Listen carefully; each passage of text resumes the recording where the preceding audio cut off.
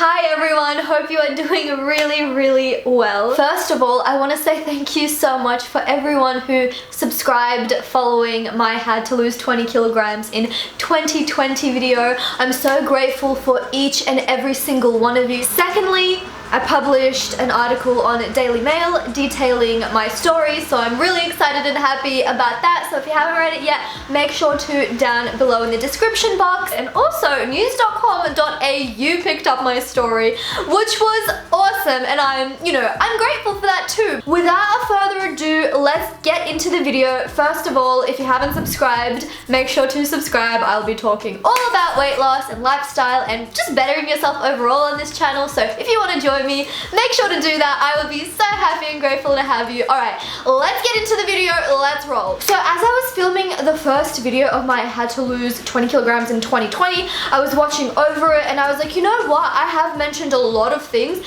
but there were some things that I briefly mentioned that I kind of want to delve deeper into now, and I think that they're really great hacks and tips and further secrets on how you can progress your weight loss. Tip number one, you are not going to lose weight until you actually love the body that you're in right now. Think about it logically. How are you going to lose weight if you don't respect the body that you're in now? You may truthfully be like, you know what? I am not happy with how I physically look. Like, my outer body does not actually compare to how I feel inside. That's fine, but make sure to have a sort of neutral feeling about it. Don't get emotional and be like, I hate my body. I hate my hip dips. I hate my cellulite. You can't go into your weight loss journey thinking something or feeling that something is bad. You can objectively look at it and be like, yes, I can make this better for sure, but you actually need to have the feeling of love of your hip dips. I would do this by surrounding yourself with positive people, and if people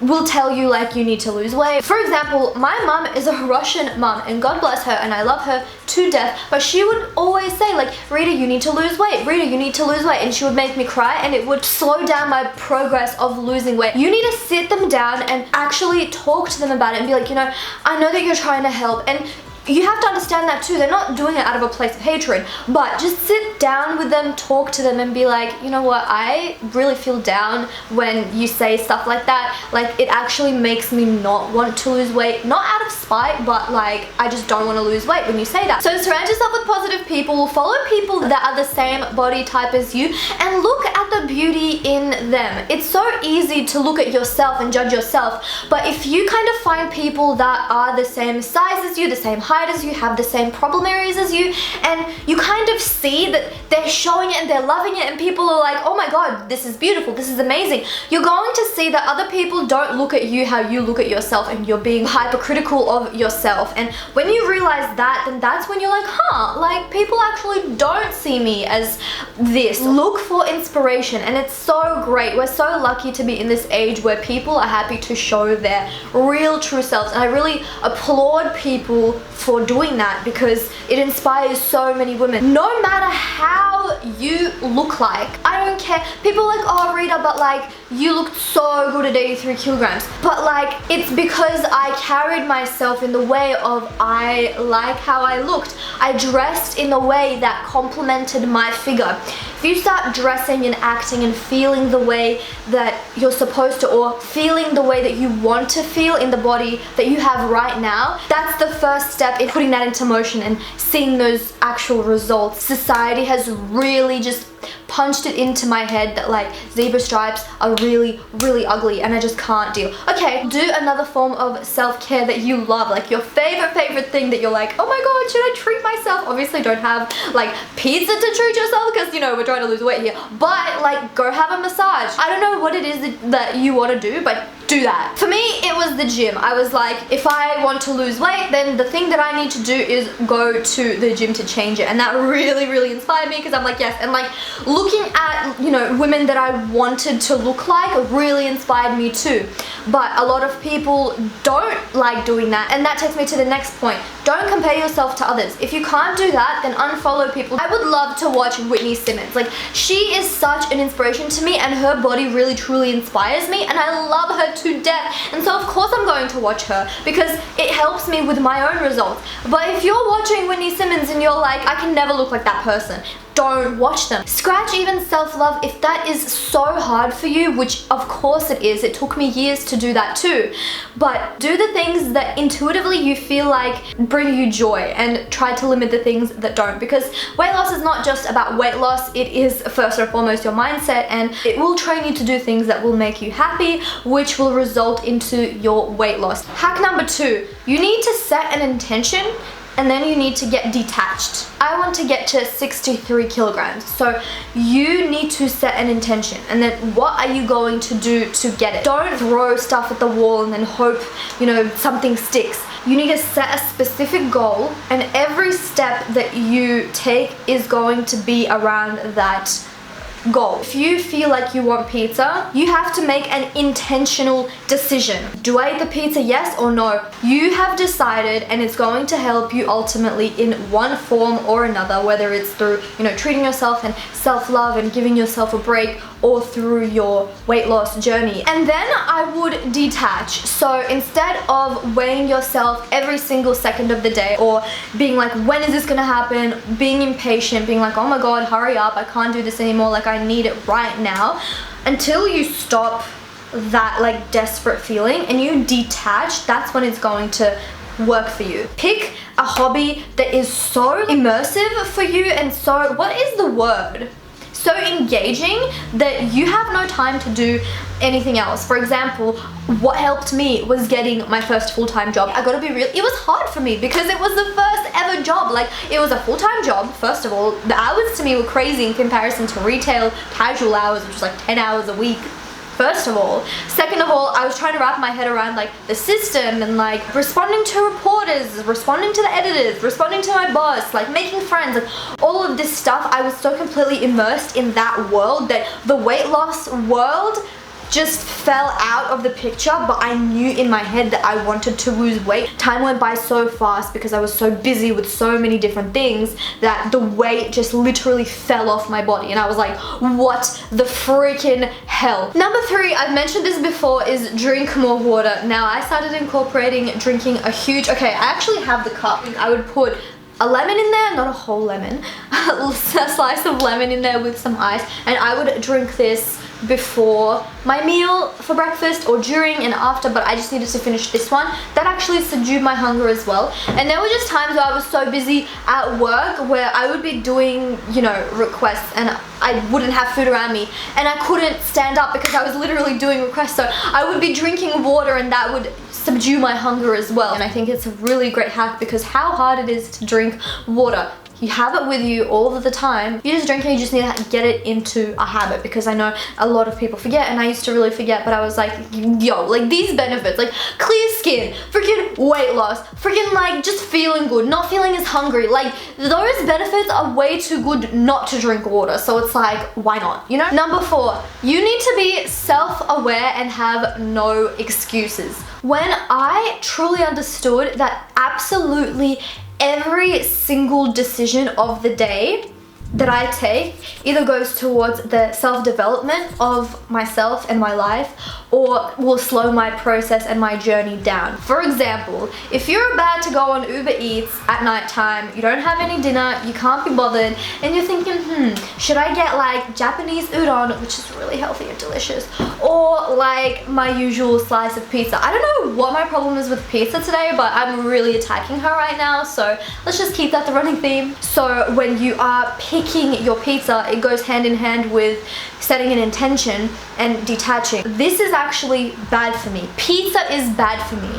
Don't be like, oh my God, but there's like spinach in it, so it's good for me. You know what I mean? Like, it sounds dumb, but I have done it, and I know that if I've done it, people around the world must have thought these thoughts too, right? Be like, okay, this is the truth. Like, self-awareness. If I eat this pizza, I'm going to slow down on my process of weight loss. If you do decide to have that pizza, you can't judge yourself. You have to think, okay, well, I am going to treat myself. This is unhealthy, but I feel like it, number 1, and my feelings right now are important. It's something that makes me happy in the moment, and I'm going to prioritize that in this current moment, but I'm not going to forget my ultimate goal and my ultimate journey. So this is just gonna be, this one time, but actually be self-aware in that. Like, So often I would be like, yes, I'm going to eat so bad, but on Monday I will start. Like, you're lying to yourself. Like, tip number 5, if you guys can limit this will deeply help. Have no alcohol. Or if you do have alcohol, have soda, vodka, lime. Oh my god, that is the least caloric alcoholic beverage on the market. It's really good because it doesn't have any sugar. In saying that, I would rather not have any alcohol than to have alcohol, because you're prone to go out, have macas, like all of that stuff. You already know that that's bad for you, but it's just another reminder. Like, there was a point in my life where I drank so much one night that the next morning I actually vowed myself to not drink for a very long time, and I actually stuck to it. Crazy, right? But I did. Ugh, go me. After that, like, literally just from not drinking alcohol, I lost like 2, 3, 4 kilograms. Number 6, weigh yourself. I know how popular it is to say, oh, like, just take photos of yourself, like, just keep track of your weight by how you feel, just keep track of how your jeans fit, just keep track of how you look like in the mirror. No, I need a set ass number to justify my weight. And people say that, you know, your muscles will make you heavier, and that is very true, but don't let that discourage you. There is still some sort of a numeric way of maintaining your weight and figuring out how much you weigh. I think that looking at jeans or your size, how you look like in the mirror, is great, but I don't think it's as powerful as weighing yourself. It's just the fact of not judging yourself when you weigh yourself. Don't do it in a desperate way. That's something that you also need to work on. If that's something that you find hard in doing, definitely don't do it. Like, I only did stuff, and I was really scared, by the way. I was so scared of doing this as well. I was like, I'm not going to weigh myself. Like, I don't want to, you know, constantly feel bad. And sometimes when I feel like if I weigh myself right now and my mood is going to change a lot just because I weighed myself, I'm not going to do it. Like, if I'm in a bad mood, I'm like, I don't want to make my day worse. But if you're in a happy, you know, high vibrational state, and you're like, you know what, like, it's cool because I know that I'm working towards my goal, so it doesn't matter. I think it really does help, because when I would put it on my notes, it would be like a little game to me. I'd be like, okay, I'm 68 now.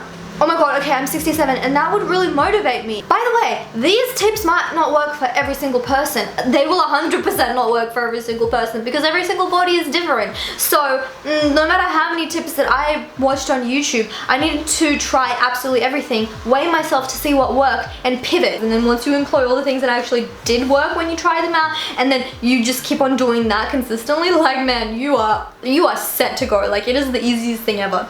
I hope that made sense. Number 7, have an actual structure in your day. This only happened to me when I got a full-time job again, because when I was at uni, I had different times all the time. Now at work, I either do 2 weeks of mornings or 2 weeks of night. 8 AM is when I come in, 5 PM is when I leave, so I always wake up at exactly the same time, and I always get home at the exact same time, which means that I eat at the exact same time in the morning, and I eat the same time when I get home. So many people would say this, and I'd be like, oh yeah, nah, whatever. But I think it's like a biological thing. Our bodies are our clocks. Like, that's how it was always meant to be. Schedules and set times, and you know, your body expects you to eat at some point, and so it likes a routine, I found. At least that's what I found for my body. Number 8, have a cheat meal every single week. Before, I would have like 1 cheat day or 2 cheat days, but I found that if you have 1 cheat meal or even 2 meals, then that actually helps with your metabolism. Now, it did for mine, strangely enough. Like, if I was just always eating proper, your body gets used to how much calories you consume. If you give your body a little bit of an element of surprise, your body's like, oh, what? Like, it's confused, like, what just happened? Like, I just had McDonald's? This is cool. And then you pivot, and then you just like start eating healthy again. To me, that worked. Like, more than if I was just eating healthy for a really long time. Does that make sense? I hope it does. I'm not saying, you know, eat McDonald's every single day, because if I had even 2 cheat days, oh my god, like, such bad progress. It significantly slowed down my weight loss. I would lose weight if I did that and went to the gym, but as I always previously say, it's calories in, calories out. It's always what you put inside of your mouth rather than your workout. Workouts are important though. And you know, this is when you can fit in times with your friends and like hang out and stuff. And obviously if you have more friend interactions and you go out every single day, then just find like a healthier alternative and be like, you know what?